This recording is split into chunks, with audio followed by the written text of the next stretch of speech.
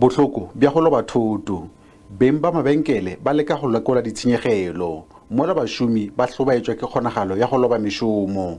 Kotsi e tlhagilego e sa tšhošitše ba bantši. Yeah, it was yesterday. We was there by 6 o'clock. Then we don't know what was happened. It was load shedding by that time.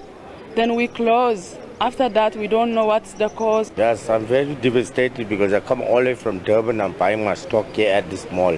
And mostly it's foreigners that own the stores. Ha ke tla o seng ke trio shopa rona le yona e kwetse ke batlana le mongaka hayo a so fihla. Dinyakišišo ka seo se bakilego mollo di gare di a kgatlampana. Re kgonne ho fedisa mollo o batla o lefatshe haholo mara engwe ya dintho tse le re ke tsa bohlokwa go re boholo ba batho ba senyetswe ke mesebetsi mo. Ha jwale o santse ho butsu fela en inquiry mo re tlang ho bitsa forensic science laboratory e tla re ha ba fihlile ba tla sheba hore na ile hore mollo ona Sesosa teng ke o fekisege. Beng ba mabenkele le bašomi ba leka go phušulla melora go ka topa seo se ka go ba tšwela mogola ka se sebaka. Dinyakišišo di a tšwela pele. Ishmael Modiba wa ditaba tša SABC Bloemfontein.